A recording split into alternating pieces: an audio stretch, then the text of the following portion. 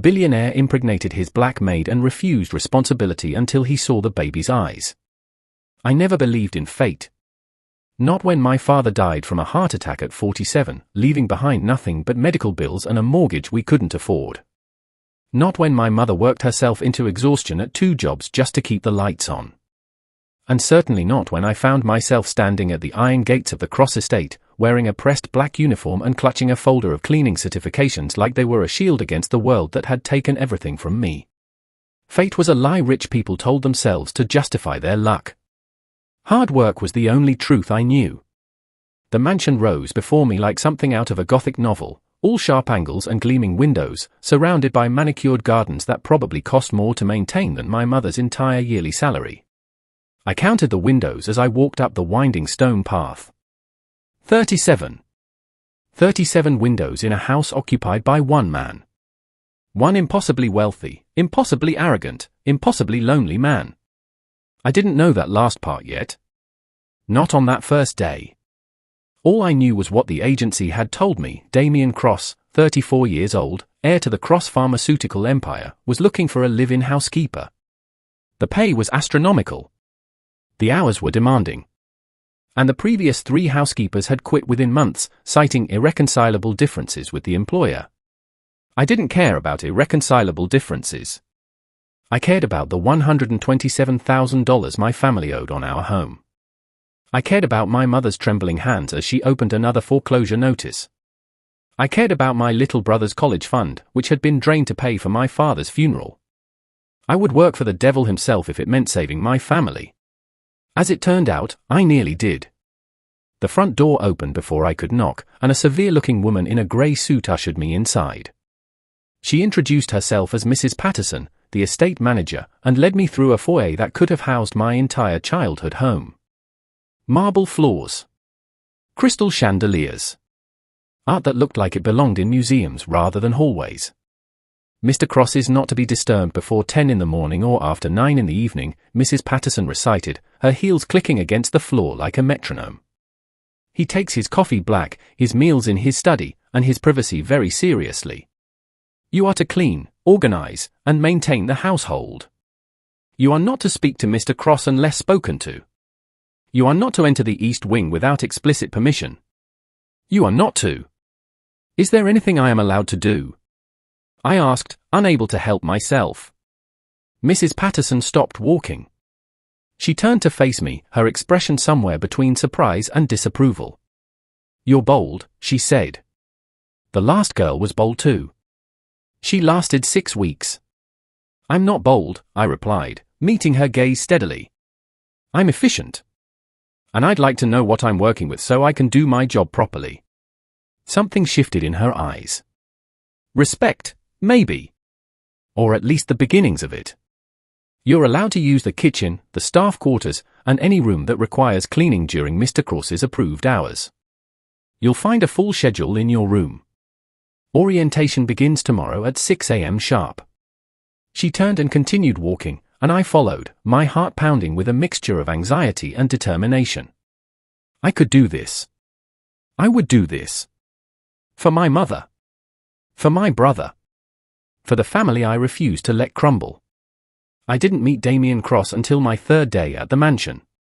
By then, I had memorized the layout of the house, learned the intricate system of locks and alarms, and discovered that Mrs. Patterson's bark was far worse than her bite. The older woman had even slipped me an extra pastry at breakfast when she thought no one was looking, whispering that I was the first new hire who hadn't cried on the first day. Small victories. I was polishing the banister of the grand staircase, a task that required a specific type of cloth and a specific type of oil, both of which cost more than my weekly groceries back home, when I heard footsteps behind me. You missed a spot. The voice was deep, cold, and dripping with the kind of casual disdain that only came from a lifetime of never being told no. I turned slowly, my polishing cloth still in hand. Damien Cross was taller than I expected. The photos I'd seen online, mostly magazine covers and business articles, hadn't captured the sheer presence of him. He stood at the top of the staircase like a king surveying his kingdom, dressed in a charcoal suit that probably cost more than my car. His dark hair was perfectly styled, his jaw sharp enough to cut glass, and his eyes. God, his eyes. They were grey. Not the soft, warm grey of storm clouds or morning fog. This was the grey of steel. Of ice. Of something that had frozen over long ago and never thawed. He was beautiful in the way that dangerous things are beautiful. Fascinating, yes. But nothing you'd ever want to touch. I haven't finished yet, I said, surprising myself with the steadiness of my voice. Sir. His eyebrow arched. A micro-movement, barely perceptible, but I caught it. You're the new one. Amora Wynne. I didn't ask your name. The words were sharp, dismissive, designed to remind me of my place. In that moment, I understood exactly why 3 housekeepers had quit before me. Damien Cross wasn't just demanding or particular. He was cold. Deliberately, weaponizingly cold. But I had grown up with cold. I had buried my father in the coldest December on record, watching snow fall on his casket while my mother sobbed into my shoulder. I had weathered rejection letters and closed doors and landlords who looked at me like I was less than human because my rent check was 3 days late. This man's coldness was nothing compared to what I had already survived. My apologies, Mr. Cross, I said, my tone professional but not submissive. I'll make a note of your preference. I turned back to the banister and continued polishing. For a long moment, I felt his gaze on my back, heavy and assessing. Then his footsteps resumed, descending the staircase past me without another word. I didn't look up. I didn't need to. The first battle was won. The weeks that followed established a pattern. I cleaned. I organized. I maintained. I stayed invisible, a ghost moving through the rooms of a house that felt more like a museum than a home. Damien Cross drifted past me occasionally, always distant, always dismissive, always surrounded by that impenetrable wall of ice. But I noticed things. I noticed that he never ate at the massive dining table, preferring to take his meals alone in his study. I noticed that the east wing, the one I was forbidden from entering, had a light that burned in one window every night until dawn. I noticed that the only personal photographs in the entire mansion were locked away in a cabinet in the library, covered in a fine layer of dust that suggested they hadn't been touched in years. I noticed that Damien Cross, for all his billions and all his power, was the loneliest person I had ever met. Not that I cared. I was here to do a job, not to psychoanalyze my employer. I sent money home every week, watching my family's debt shrink little by little. My mother's voice on the phone grew lighter. My brother started talking about college applications again, no longer weighed down by the guilt of being a financial burden. That was what mattered. Not the sad-eyed billionaire in his ivory tower. Then the call came. I was in the kitchen, preparing Mr. Cross's evening coffee precisely as he liked it, black, no sugar, served in the white porcelain cup with a gold rim, when I heard his voice from the hallway. Usually, Damien Cross spoke in measured, controlled tones, every word calculated for maximum impact. This was different. What do you mean she's gone? I froze, the coffee pot suspended in midair. When? His voice cracked. Actually cracked, like ice giving way to the pressure beneath. Why wasn't I? Pause. I see. Yes. I understand. Arrangements. Yes. The call ended. Silence followed. I should have continued making the coffee. I should have stayed in my lane, maintained my invisibility, remembered that I was not to speak unless spoken to. Instead, I set down the coffee pot and walked to the hallway. Damien was standing near the window, his phone still clutched in his hand. He wasn't moving. Wasn't speaking. He was just standing there, staring at nothing, and something about the rigidity of his posture made my chest tighten. Mr. Cross? He didn't respond. Sir, is everything? My mother is dead. The words fell like stones into still water. I didn't know what to say. What could anyone say to that? So I said the only thing that felt true, I'm sorry. She'd been sick for years. His voice was flat, emotionless, but his knuckles were white around the phone. Cancer. She never told me. Not until the end. Even then, he stopped. Swallowed. I hadn't spoken to her in 3 years. I thought of my own father. The way he used to call me his little warrior. The way he'd slip me chocolate bars when my mother wasn't looking. The way I'd held his hand in the hospital while machines beeped and doctors spoke in quiet, hopeless tones. That doesn't mean you didn't love her, I said softly. Damien finally turned to look at me. His grey eyes were glassy, distant, like a man lost at sea searching for a shore that no longer existed. Love, he repeated, and the word sounded foreign on his tongue. What would you know about love? It should have hurt. Maybe it was meant to. But I heard the pain beneath the cruelty, the way some animals bite when they're wounded, not out of malice but out of desperate self-preservation. I know that it doesn't disappear just because we want it to, I said. And I know that grief is the price we pay for having loved at all. Something shifted in his expression. A crack in the armor. A glimpse of the man behind the ice. Then it was gone, and he turned away. That will be all, Miss Wynne. I returned to the kitchen. Made the coffee. Delivered it to his study on a silver tray. He didn't touch it. The funeral was 3 days later. Damien attended alone. Mrs. Patterson had offered to accompany him, but he'd refused, stating that he preferred to handle personal matters privately. He was gone for 6 hours. When he returned, something was different. The ice was still there, but it was thinner now. Fragile. Like a frozen lake in early spring, beautiful on the surface but dangerous to anyone who dared to walk on it. I was finishing my evening rounds, ensuring all the windows were locked and all the lights dimmed according to schedule, when I found him on the balcony. He wasn't blackout drunk, as I'd half expected. He was simply standing there, a glass of whiskey in his hand, staring out at the darkened gardens. His tie was loosened. His jacket was gone. He looked younger somehow, stripped of his armor, and infinitely more broken. You should be in bed, Miss Wynne. His voice was rough, unsteady. Not from alcohol, he'd barely touched the whiskey, but from something deeper. Rawer. I could say the same to you, Mr. Cross. A ghost of a smile touched his lips. It was the first time I'd ever seen him smile, and it transformed his face entirely. Made him human. I can't sleep, he admitted. Every time I close my eyes, I see her face. Not the way she looked at the end. The way she looked when I was a boy. Before my father, he stopped. Took a breath. Before everything went wrong. I should have left. Every instinct, every professional boundary, every voice of reason in my head screamed at me to offer condolences and walk away. But my feet carried me forward instead, until I was standing beside him at the balcony railing, looking out at the same darkness he was. Tell me about her, I said. And he did.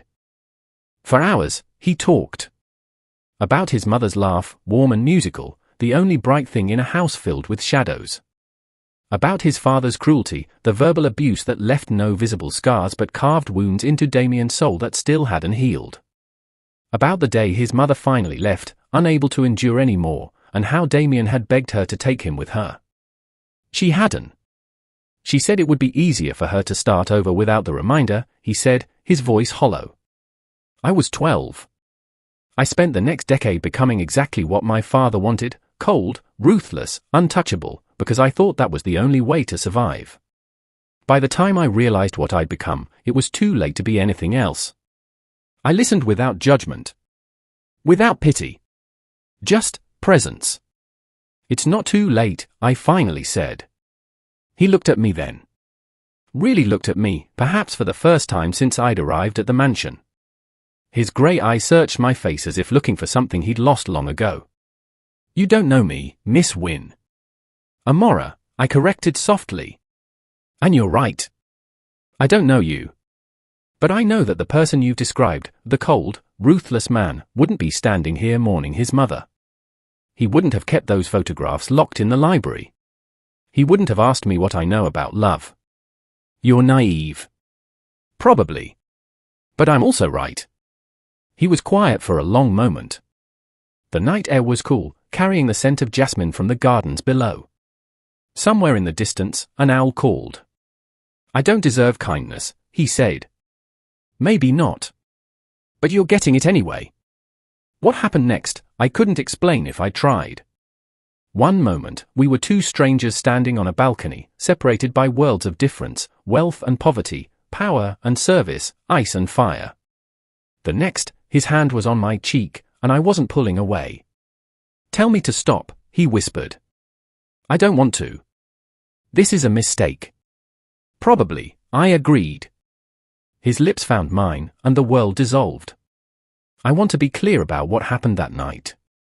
It wasn't coercion. It wasn't a man taking advantage of his position or a woman too afraid to say no. It was two broken people finding solace in each other, vulnerability meeting vulnerability in the most unexpected way. Was it reckless? Yes. Was it unprofessional? Absolutely. Was it consensual? Completely. And when morning came, filtering through the curtains of his bedroom in strips of gold, I knew that everything had changed. I just didn't know how much. The days that followed were torture.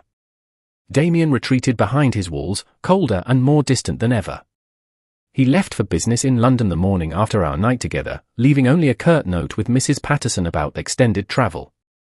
No goodbye. No explanation.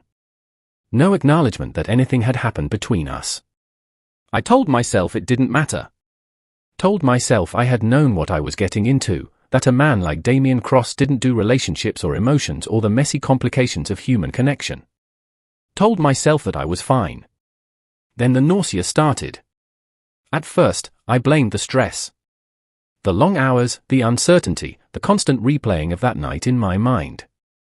I pushed through, focusing on my work, on the money I was sending home, on all the logical, practical reasons I had taken this job in the first place.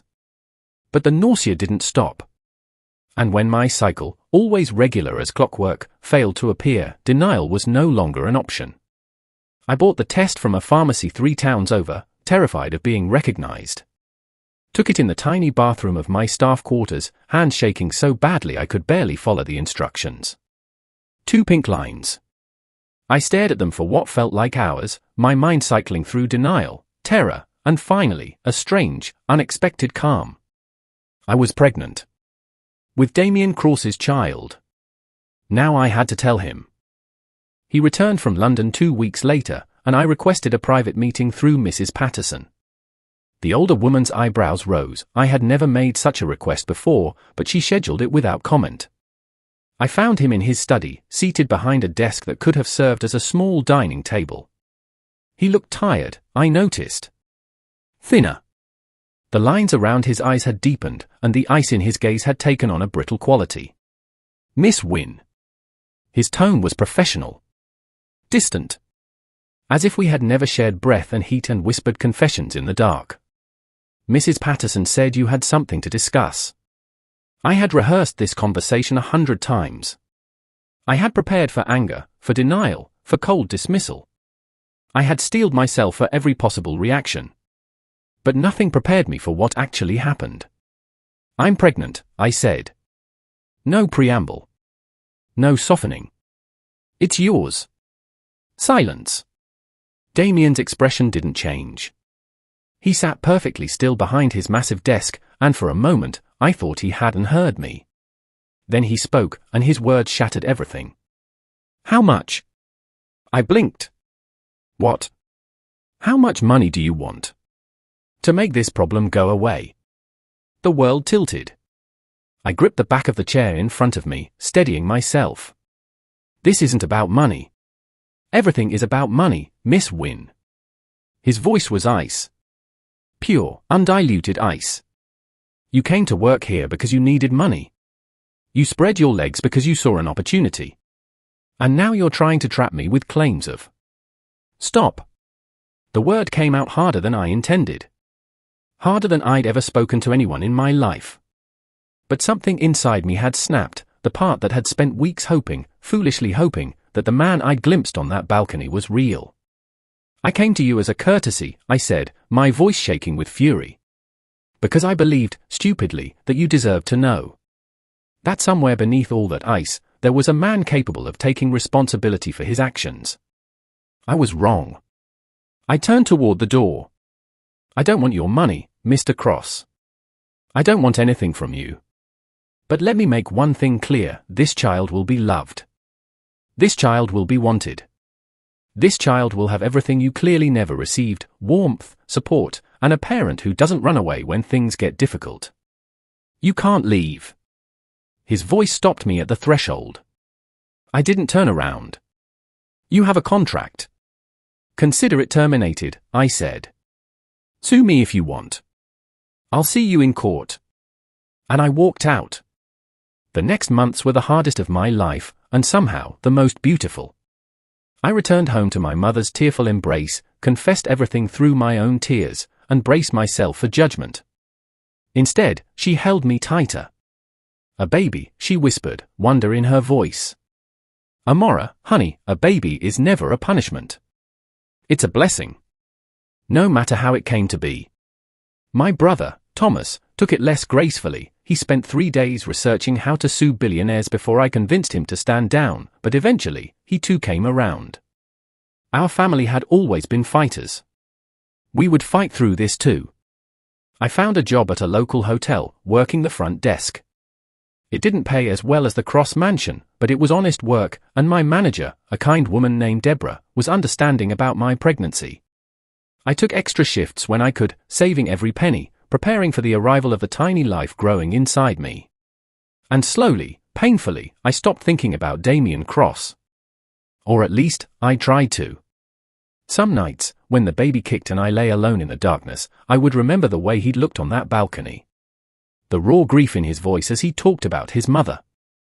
The way his lips had felt against mine, desperate and tender and searching. I had to believe that man was real. Because if he wasn't, if it had all been an act, a manipulation, a moment of weakness that meant nothing, then I had given a piece of my heart to someone who didn't exist.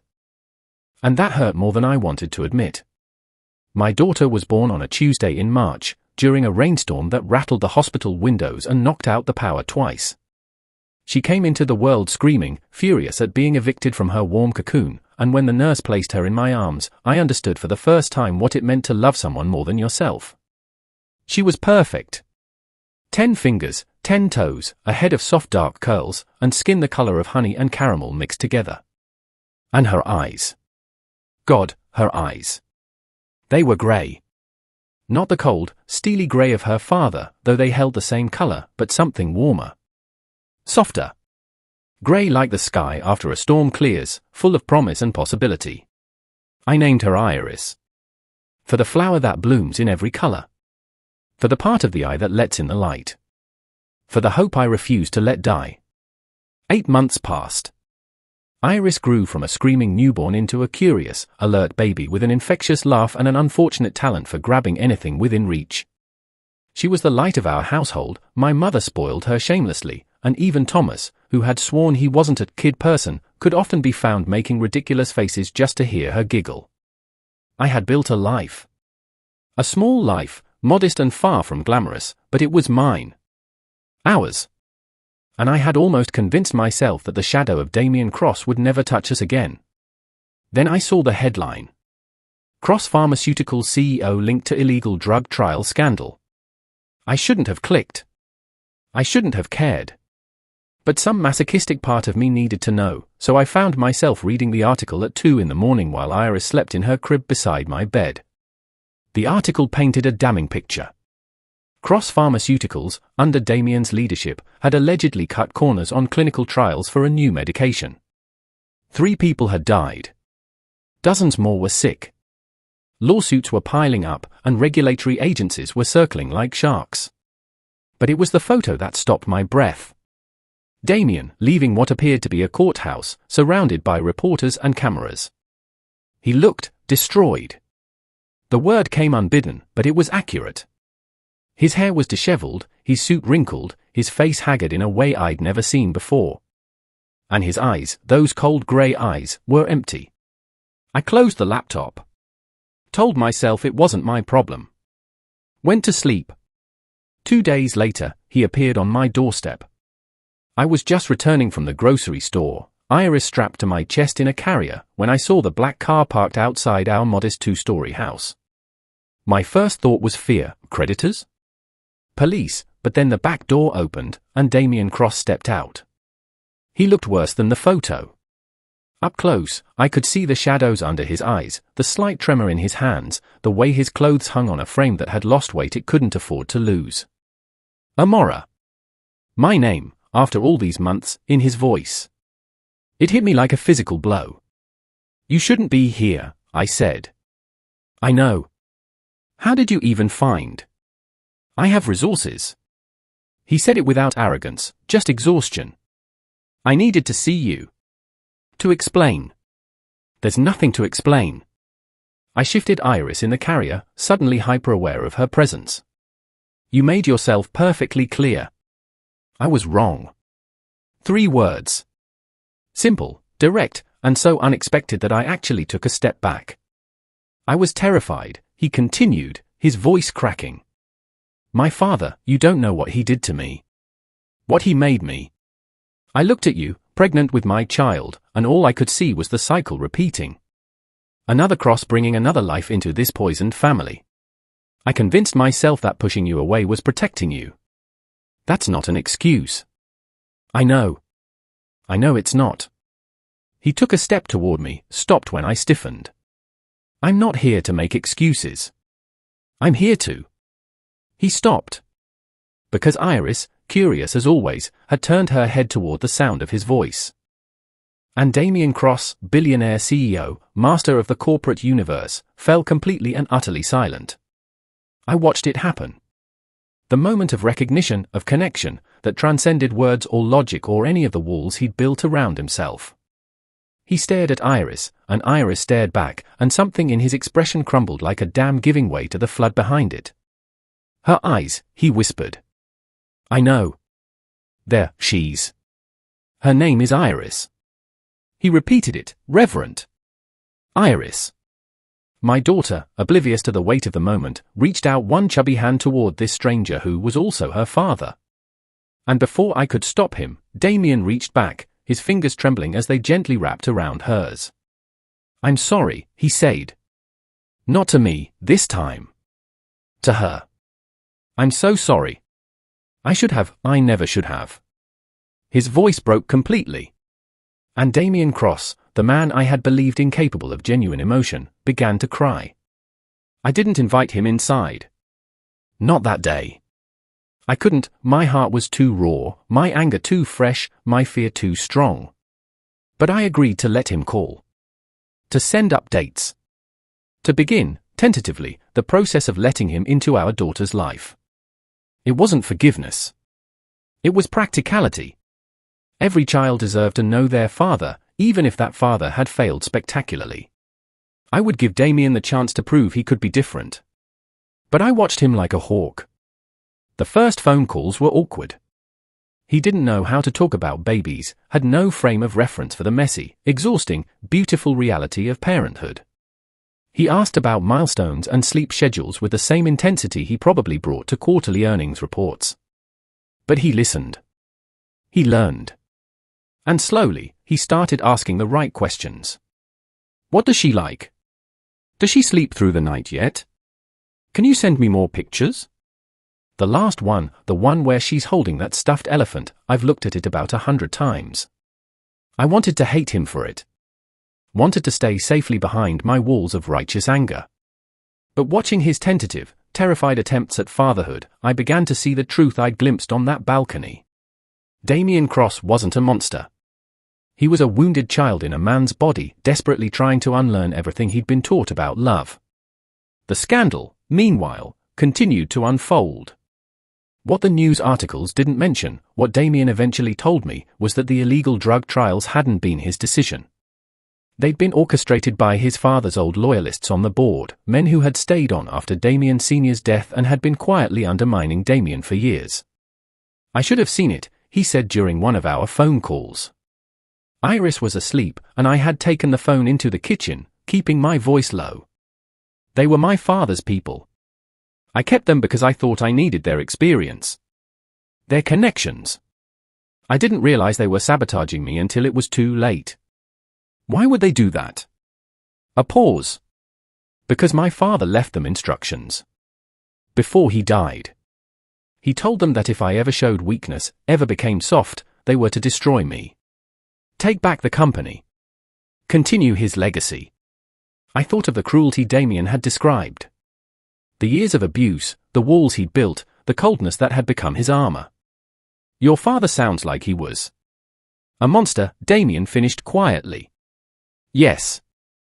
And the worst part is, I spent most of my life trying to become him. Because I thought that was the only way to survive. I didn't know what to say. So I said nothing, and let the silence stretch between us like a bridge. The company is falling apart, he continued. The lawsuits, the investigations, I'll probably lose everything. And honestly? I don't care anymore. The only thing I care about is... He stopped. Is what? I prompted. You. And Iris. The family I threw away because I was too much of a coward to fight for it. My heart clenched. Damien. I'm not asking you to forgive me. I know I don't deserve that. I'm just asking you to let me try. To let me be there. Not as a check you cash or a name on a birth certificate, but as a father. A real father. The kind my daughter deserves. I closed my eyes. Thought of all the reasons to say no. All the ways he had hurt me. All the logical, practical, self-protective instincts screaming at me to keep him at arm's length. Then I thought of Iris's grey eyes, searching for something she couldn't name. One step at a time, I finally said. You want to be a father? Then show up. Not with money or gifts or grand gestures. Just show up. I will, he promised. Every single day. He kept his word. Over the following weeks, Damien became a regular presence in our lives, not through phone calls anymore, but in person. He rented an apartment nearby, explaining that he delegated most of his company responsibilities to a new team of executives while he dealt with the legal fallout. I suspected the truth was simpler, he wanted to be close to Iris. Close to us. He came for dinners. For afternoon visits. For midnight feeding sessions when I was too exhausted to function, and he appeared at the door with coffee and quiet support.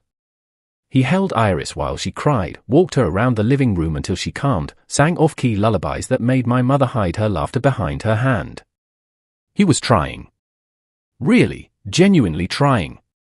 And despite everything, despite all my defenses, I felt the walls around my heart begin to crack. Then the letter arrived. It came on a Tuesday, unmarked except for my name in elegant script. I almost threw it away, assuming it was junk mail, but something made me open it. Inside was a single sheet of paper and a photograph. The photograph showed a young woman with dark skin and grey eyes, holding a baby. On the back, in faded ink, was written, Elena and Damien, 1989. Elena. Damien's mother. I unfolded the paper with shaking hands. Dear Amora. You don't know me, but I know you. I've been watching over my son for years, even when he didn't know I was there. Even when he believed I had abandoned him. The cancer diagnosis came 15 years ago. I could have reached out then, could have explained everything. But I was a coward. I had left my son in that house with his father, and the guilt of that choice consumed me until there was nothing left. I'm writing this letter knowing I won't be alive when you read it. I've arranged for it to be delivered when the time is right, when Damien is finally ready to become the man I always believed he could be. There are things he doesn't know. Things I couldn't tell him while I was alive. His father told him I left because I didn't want him. That was a lie. I left because Richard Cross threatened to have me killed if I tried to take Damien with me. He had the money, the connections, the power. I had nothing. And when I tried to fight him in court, he produced evidence, fabricated, all of it, that painted me as an unfit mother. I lost the custody battle. I lost everything. And the only way Richard would allow me to live was if I disappeared completely. He told Damien I had abandoned him because he wanted to break our son. To mold him into a weapon. I am so sorry. For what I couldn't prevent. For what Damien has become. For all the years of pain that I could not ease. But there is something else you need to know. Something about Iris. When I was diagnosed with cancer, I did extensive genetic testing. The results revealed something unexpected, a hereditary condition that lies dormant in the Cross bloodline. It is triggered by stress, by trauma, by the very circumstances that shaped my son's childhood. In Damien, this condition manifests as emotional detachment, a neurological difference that makes forming connections physically difficult. It is not an excuse for his behavior, but it is an explanation. With therapy, with support, with love, it can be managed. But in Iris, the condition may manifest differently. She needs to be tested. She needs to be monitored. The earlier it's caught, the better the outcome. I have enclosed the name of a specialist who can help. Please, for my granddaughter's sake, do not ignore this letter. Tell Damien I loved him. Every single day, even when I couldn't be there. Tell him that his father's cruelty was not his fault. And tell him that it's not too late to break the cycle. With all my remaining love. Elena Cross.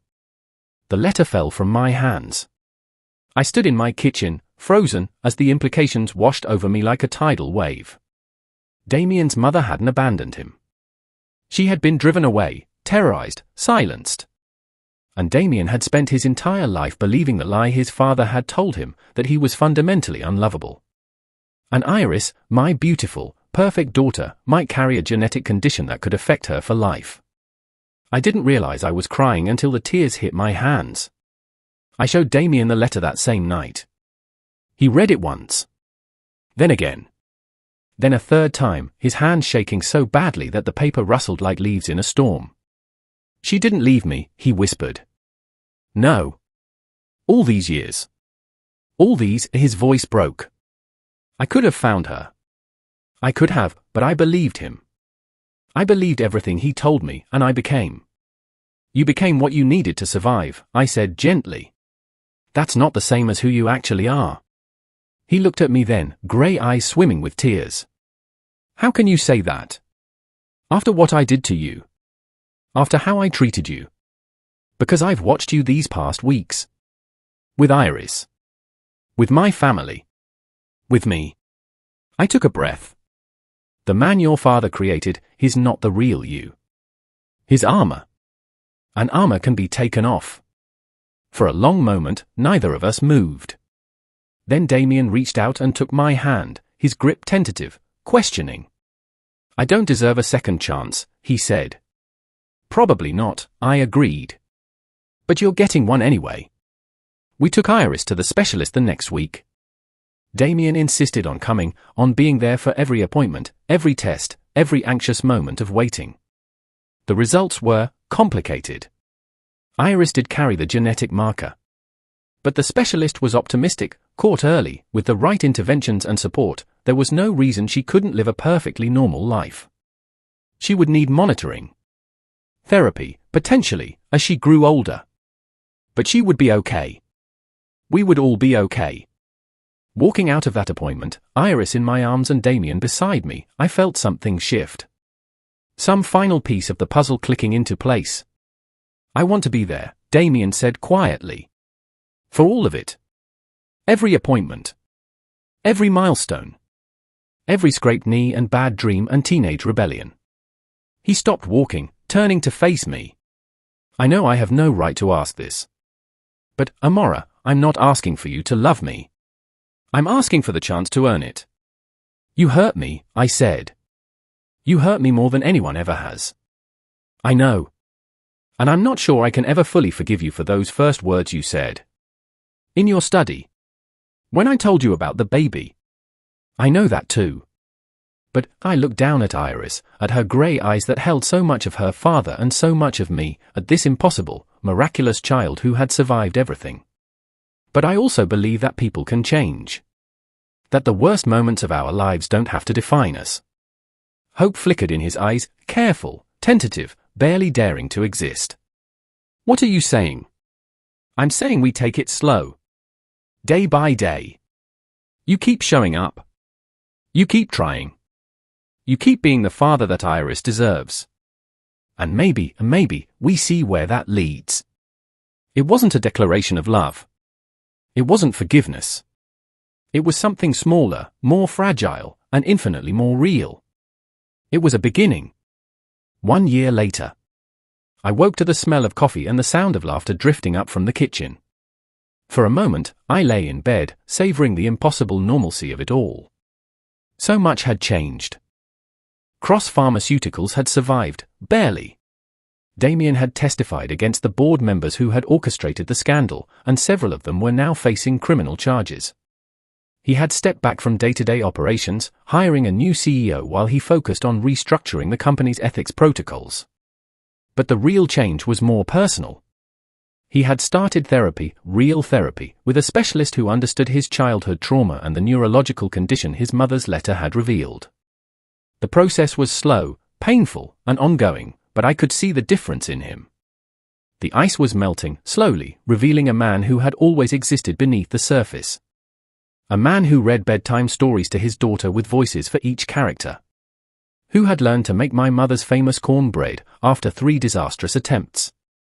Who held my hand during Iris's checkups and cried, openly, when the specialist said she was exceeding all expectations.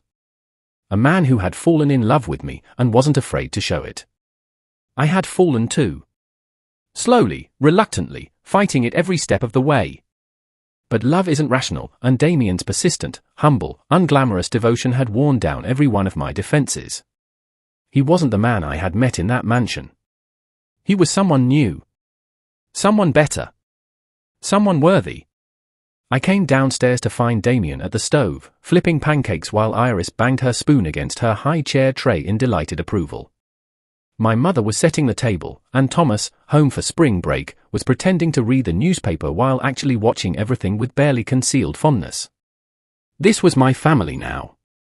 Messy, imperfect, rebuilt from the ashes of pain and betrayal. And I loved every moment of it.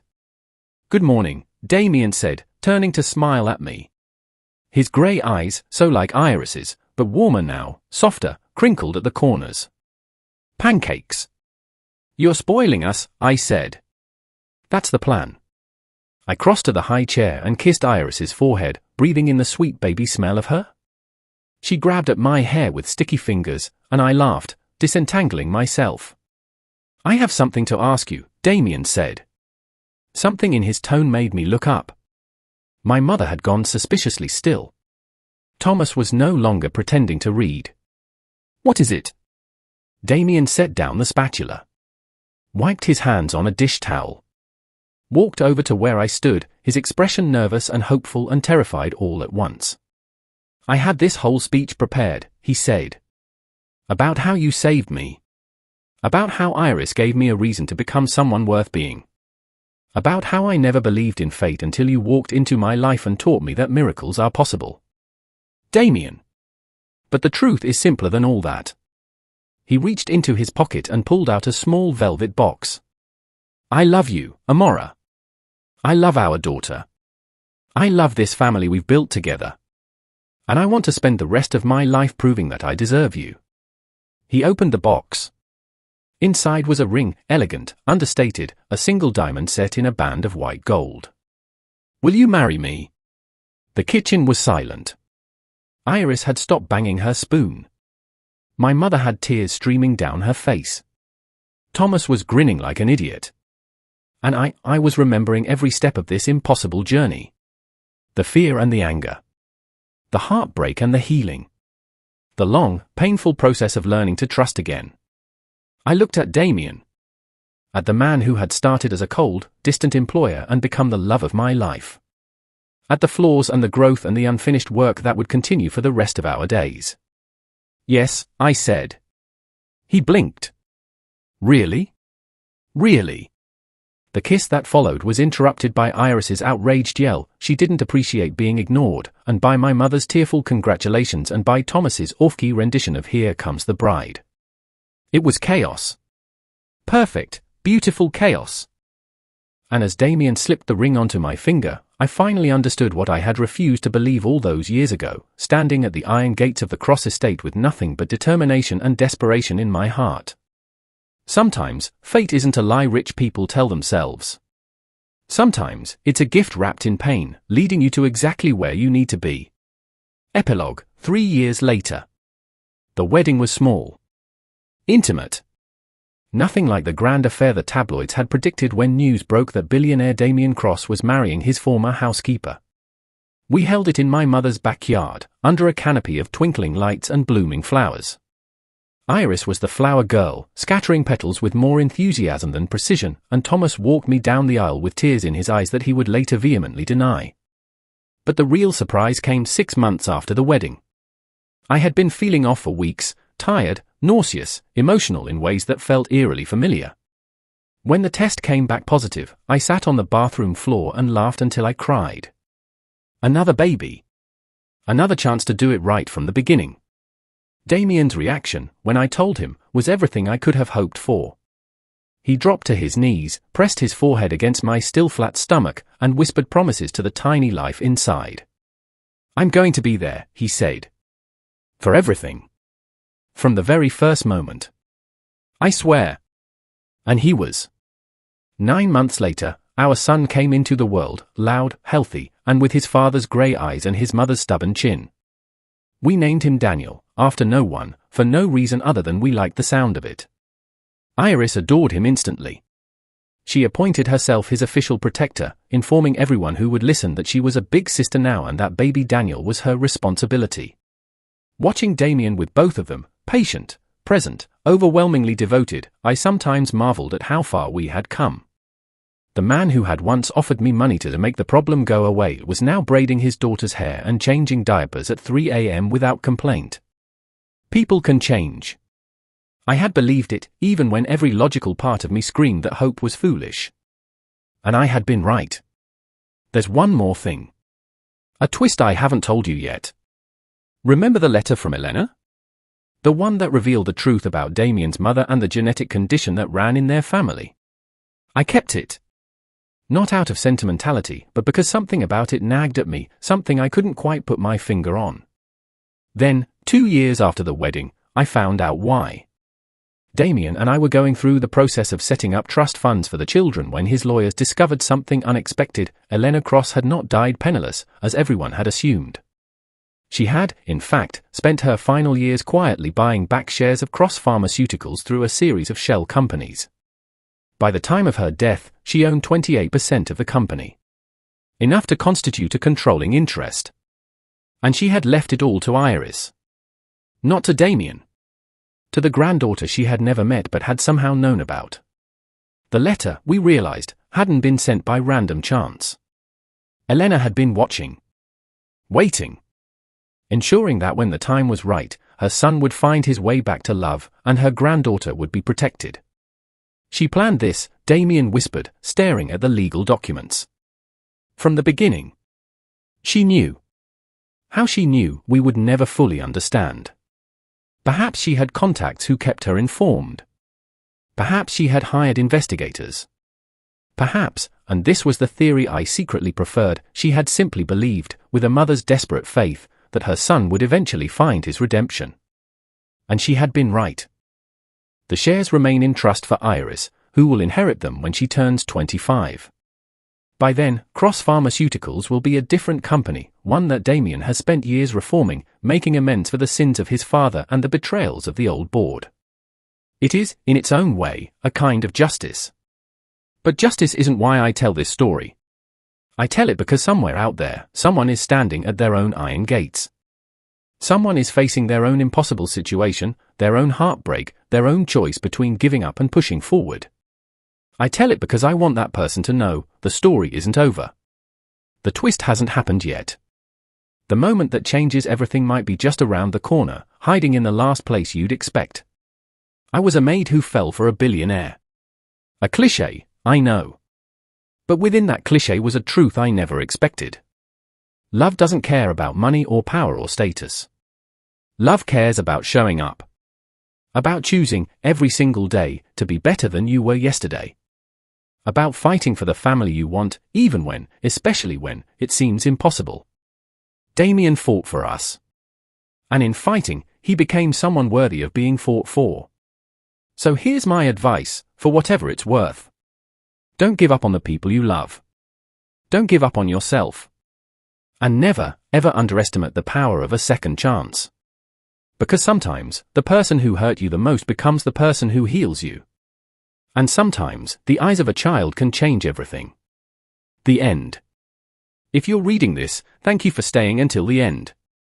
This story was about more than a billionaire and a maid. It was about trauma and healing, about the cycles we inherit and the cycles we choose to break, about the terrifying, beautiful vulnerability of letting yourself love and be loved. If you've ever been hurt. If you've ever been the one who did the hurting. If you've ever wondered whether change is possible. It is. It always is. Until next time. Red Heart Hash.